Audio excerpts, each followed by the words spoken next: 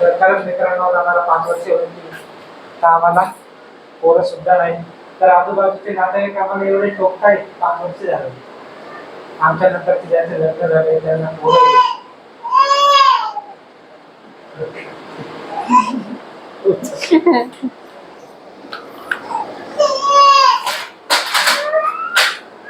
हे बघा आता हे 2 पोरं असे वैताग देतात की पण जेवण करून देत नाही, खाऊन देत नाही, का झोपून देत.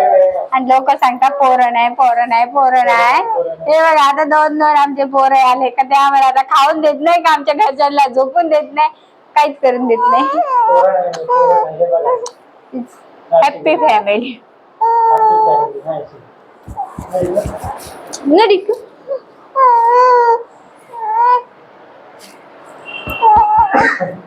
ही माझी छोटीशी फॅमिली.